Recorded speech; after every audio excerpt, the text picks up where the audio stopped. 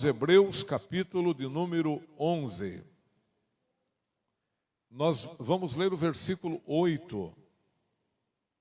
Glória a Deus.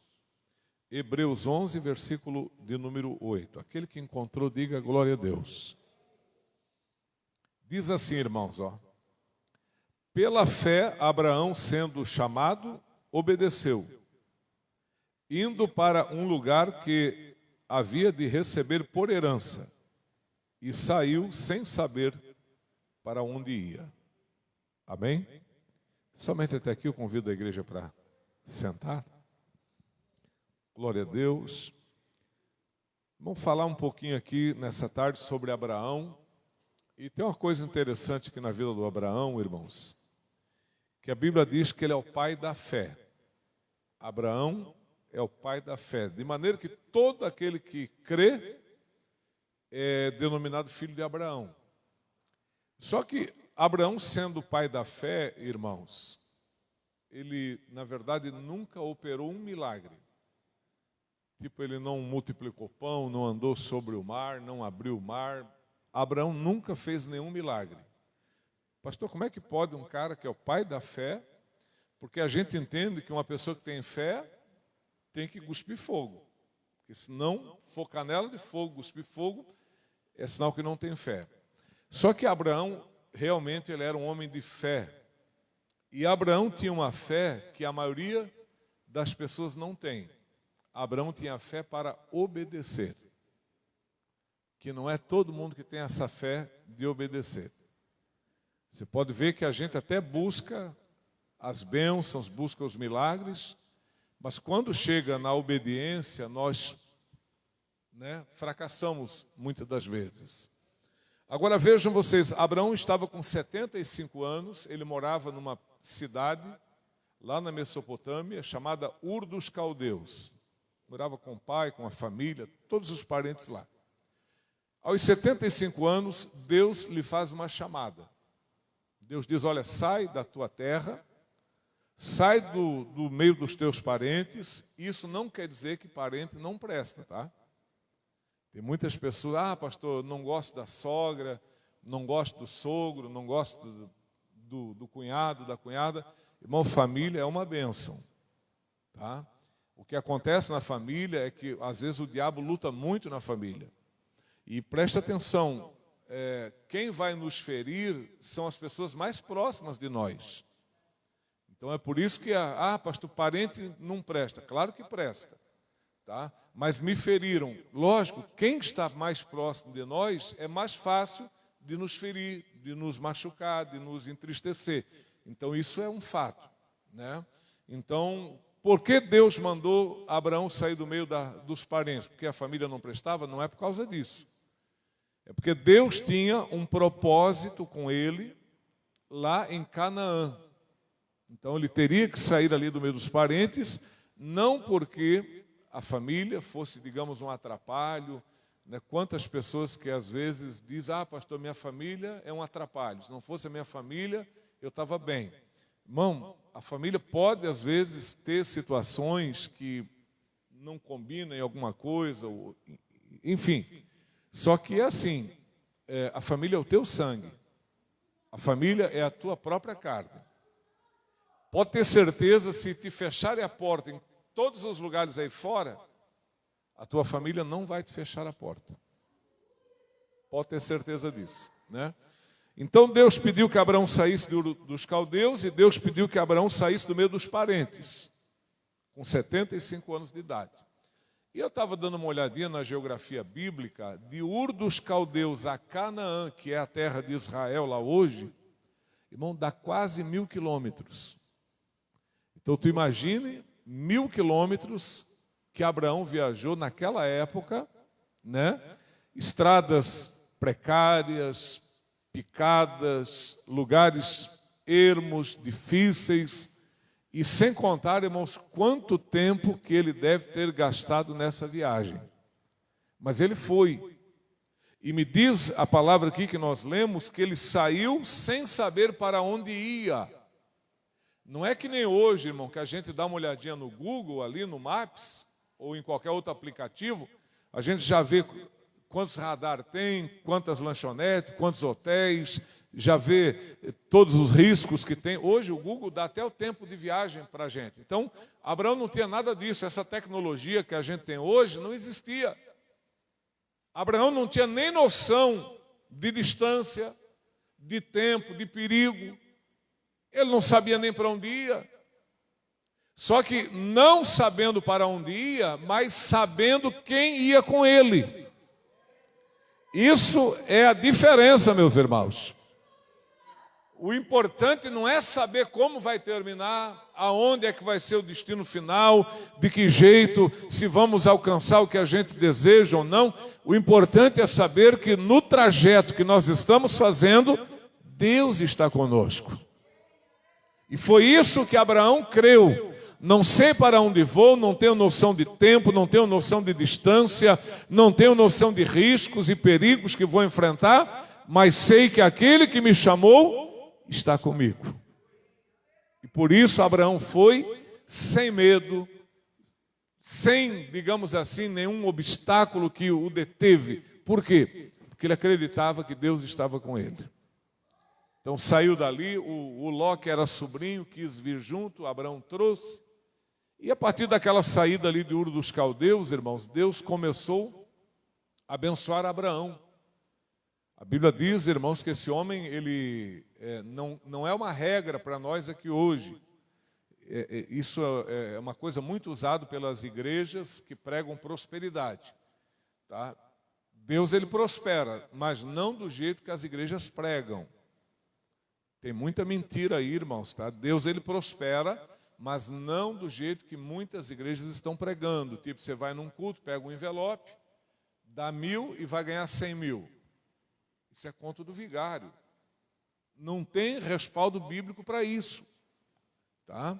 Isso não existe na Bíblia. Essa promessa, quem está fazendo é a igreja, é o pastor, não Deus.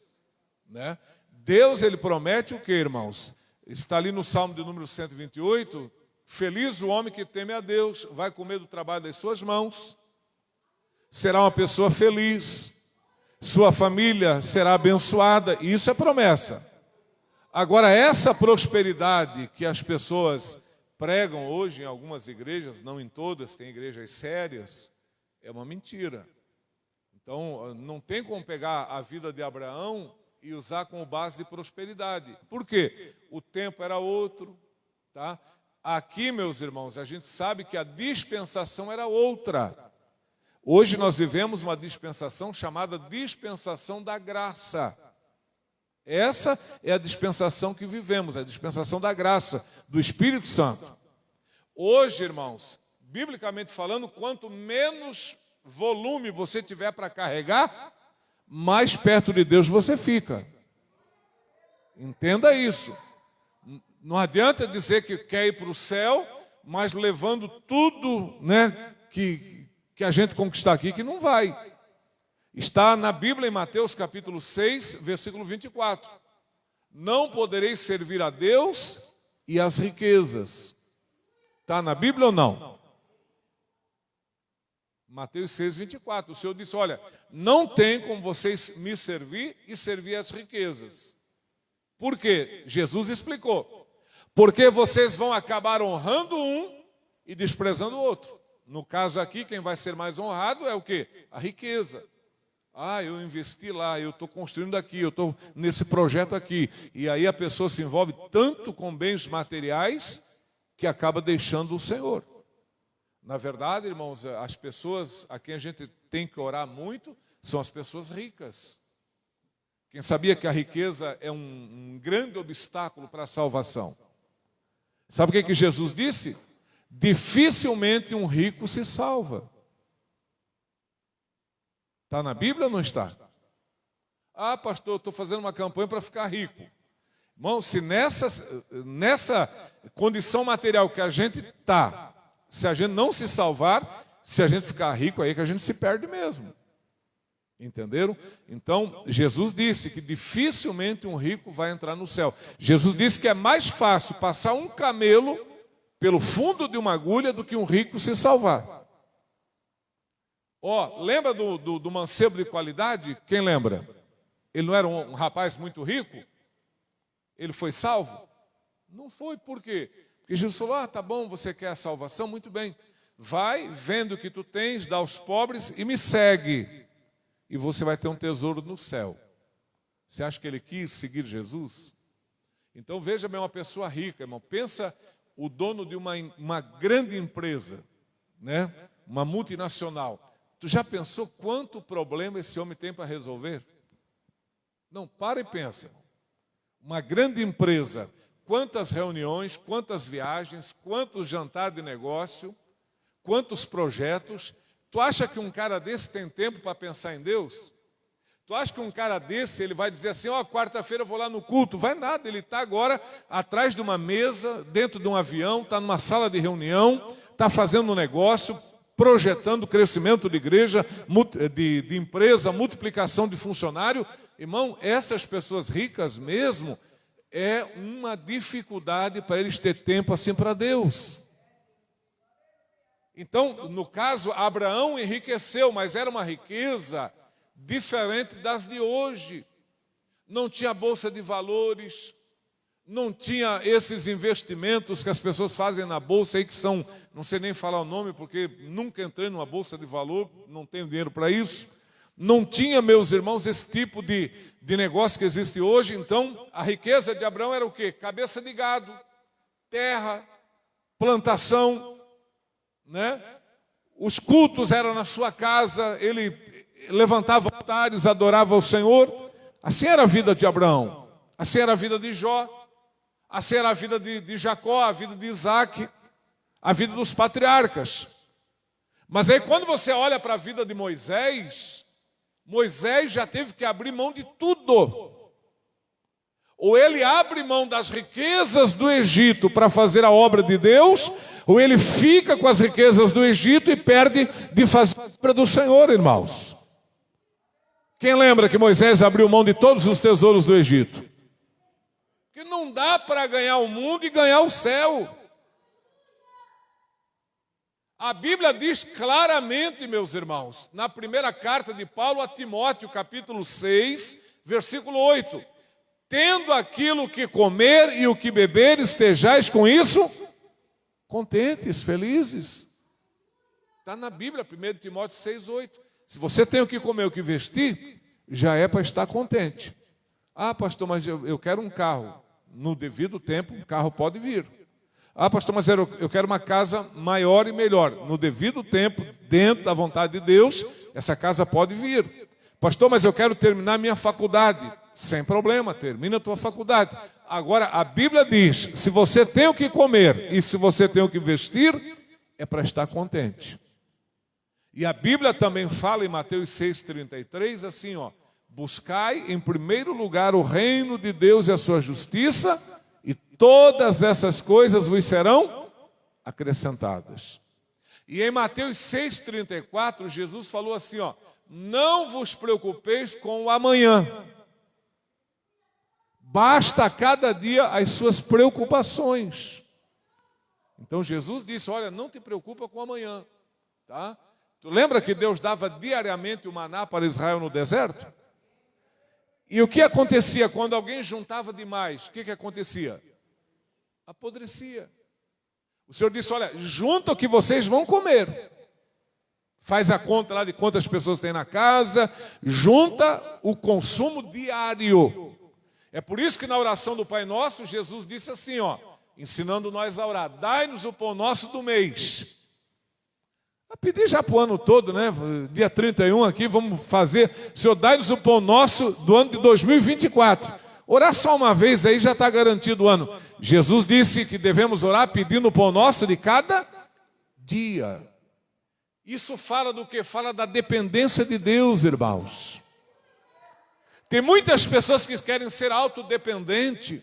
O meu dinheiro, a minha empresa, os meus negócios, eu posso. Irmão, o Senhor disse, dai-nos o pão nosso de cada dia, louvado seja Deus. Todos os dias Deus dava o maná. Deus disse, vai lá, junta o que vocês comem em um dia. Mas teve aqueles que tinham olho grande, juntava já para 2, 3, 4 dias. Aí trazia, apodrecia no armário. No dia seguinte eles acordavam, opa, o manazinho já está aí no armário. Abriu o armário, cheio de bichos. Irmão, quantas pessoas gananciosas que construiu muita coisa, só que não tem paz, não tem alegria, não tem felicidade. Às vezes, irmão, a riqueza jogou um na droga, jogou outro assim, os casamentos destruídos, né? Porque a riqueza, irmão, ela tem o lado positivo, mas ela tem muito lado negativo da riqueza. Veja que na primeira carta de Timóteo 6, verso 10, está escrito claramente: o amor ao dinheiro é a raiz de toda espécie de males. Quem ama o dinheiro, o amor ao dinheiro é a raiz de todo mal, meus irmãos. Então, Deus ele tem nos guardado, Deus ele tem nos protegido. Pastor, não está sobrando, mas também não está faltando. Amém? Não passamos um ano abençoado, meus irmãos? Rapaz do céu, olha, nós tivemos a pandemia aí, quando a pandemia estava no auge, né? Quantas pessoas, irmãos, não generalizando, mas como é que é o nome desses caras que treinam as mulheradas aí? Esses caras que fazem exercício. Personal. Rapaz do céu, como morreu o personal na pandemia? Aqueles caras bonitos, bem sarados, barriguinha chapada, tanquinho, né? E quantos gordos que não morreram? Teve gordo que morreu também. Mas quantos personal, quantas pessoas que tinham um corpo tão perfeito e acabou morrendo. Então veja, irmão, que o segredo da vida não está no dinheiro, não está na beleza, não está na nossa sabedoria humana, não está nos recursos humanos, porque não teve aquele ator, acho que é Paulo Gustavo, que fazia o papel de uma mulher, é Paulo Gustavo, um comediante. Você viu o que ele disse? Eu não me preocupo com o Covid, porque se eu pegar, eu tenho dinheiro para alugar o andar inteiro de um hospital. Quem viu ele falar isso? Ele pegou o Covid e o que aconteceu? Tadinho, morreu. Que Deus tenha misericórdia da alma dele, né? Mas são frases que a gente não fala. Ele disse de boca cheia: não me preocupo com o Covid. Novo, saudável, come bem, mora bem, né? Tem dinheiro. Não me preocupo. Ele falou que podia comprar respiradores, podia alugar o andar de um hospital inteiro pelo dinheiro que ele tinha. Resultado, pegou o Covid e morreu. E quantos coitadinhos que não tinham de cair morto, pegaram Covid, foram até para o hospital entubados. Mas Deus disse: vou trazer de volta, e Deus trouxe. Então, irmãos, a maior bênção que a gente possa ter na vida da gente é a presença de Deus, irmãos. Irmãos, como diz um corinho que nós cantamos, irmãos, quem tem Jesus tem tudo. E quem não tem Jesus não tem nada, meus irmãos. Quem quer mais de Jesus para a sua vida, diga glória a Deus. Oh, louvado seja o nome do Senhor Jesus, amém, meus irmãos. Então, a melhor coisa que tem é a presença de Jesus. E quando nós orar, irmãos, vamos orar pelas pessoas pobres, mas vamos orar pelos ricos também. Ora pelo teu patrão, pelo dono da tua empresa, é uma alma preciosa para Jesus. Irmão, essas pessoas que têm empresa, comércio, pensa o valor que essas pessoas têm. Eles podiam pegar o dinheiro deles e investir em alguns rendimentos que tem por aí. Eles podiam pegar o dinheiro deles e investir em paraísos fiscais, tipo Suíça, mas daí a pessoa diz: eu vou abrir uma empresa, vou empregar, vou dar trabalho, vou ajudar famílias. Então são pessoas boas. Então nós não podemos deixar de orar pelos ricos, pelos empresários, pelos comerciantes, por essas pessoas que dão emprego para nós, pelos nossos patrões, amém, meus irmãos? Quando nós orar, nós temos que lembrar dessas pessoas e dizer para Jesus: Senhor, esse empresário, ele está tão ocupado, correndo atrás de negócio, correndo atrás de projeto, tentando às vezes salvar a firma da falência.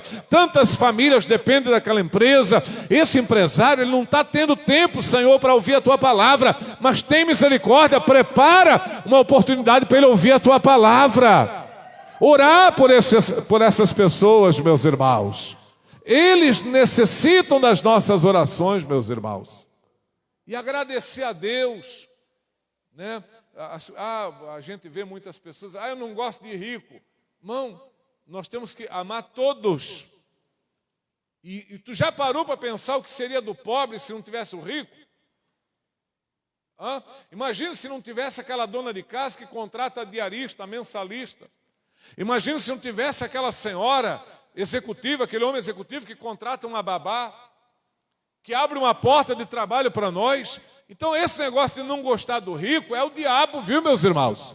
Nós temos que amar todas as pessoas. Tem ricos que são arrogantes, tem, mas o pior, tem pobre que não tem nada e é mais arrogante que o rico às vezes.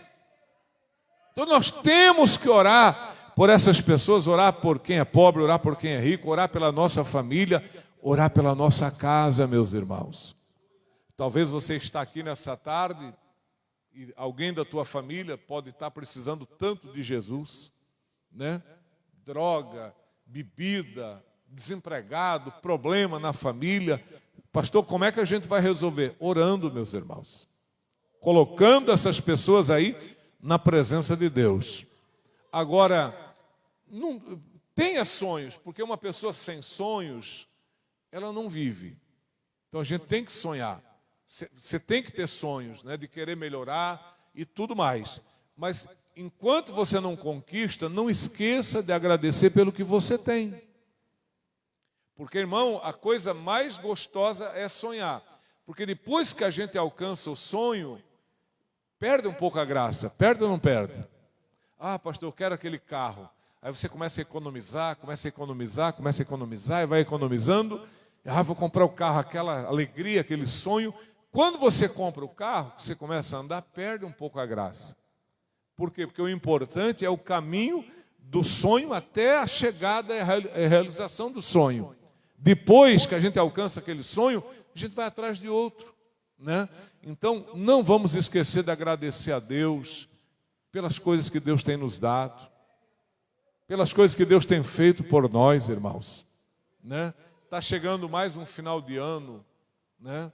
Talvez você não conseguiu tudo que queria, mas muita coisa você conseguiu, né? E o mais importante, você está vivo. Então agradeça a Deus pela tua vida, agradeça a Deus pela vida da tua família. Não reclame, às vezes, porque leva uma vida simples e humilde, porque Deus sabe a vida que Ele pode dar a nós, né? Deus sabe o que Ele pode conceder a nós e o que não pode.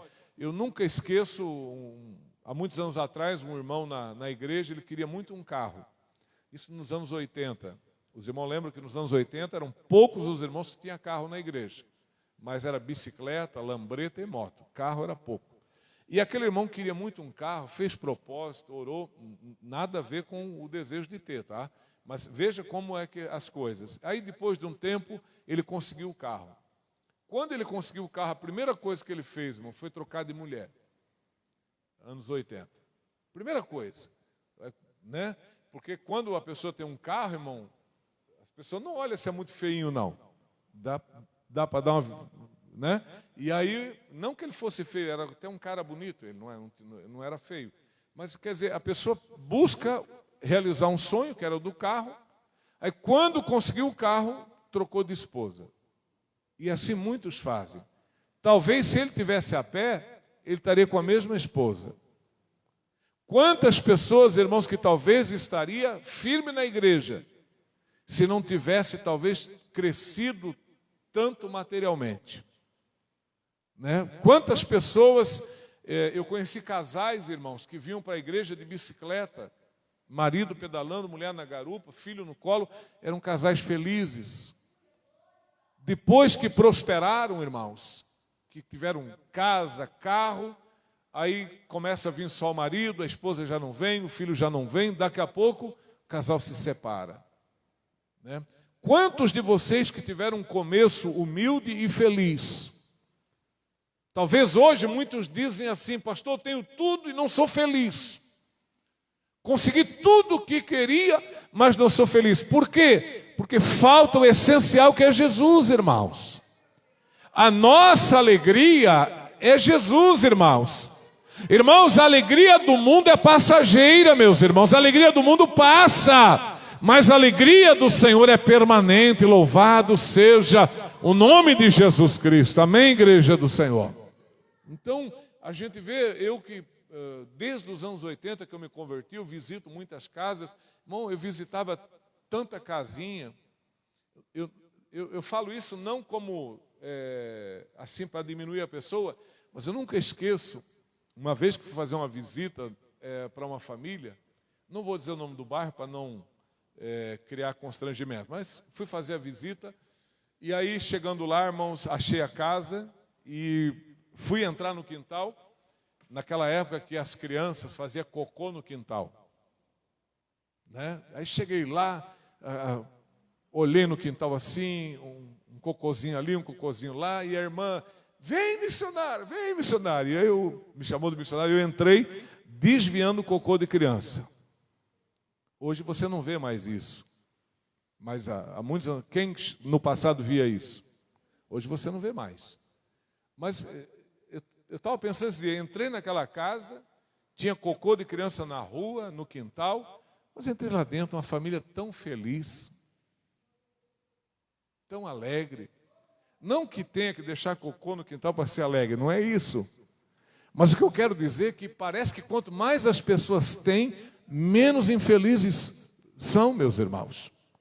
Parece que quanto mais as pessoas conquistam, mais desanimadas e oprimidas ficam, meus irmãos. Meu Deus, a nossa casa tinha gretas, no inverno nós colocava pano, trapo para impedir o vento de entrar. Mas lá nós ria, lá nós cantava, lá nós ficava até altas horas da noite escutando a mãe contar a história. Lá tudo era alegre, lá tudo era feliz. Hoje você vê essas casas bonitas, gesso, LED, luzes coloridas, móveis sob medida, tudo bonito, e as pessoas tristes dentro de casa.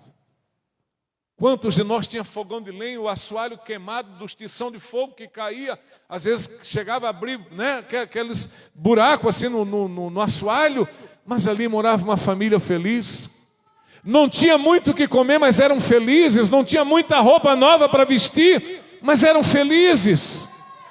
Hoje as pessoas escolhem o que querem comer, o que querem vestir, mas são infelizes. Irmãos, tem alguma coisa errada com a nossa sociedade, irmãos. Irmãos, tem alguma coisa errada nesse mundo, meus irmãos. Quanto mais tem, quanto mais possuem, menos felizes são, meus irmãos.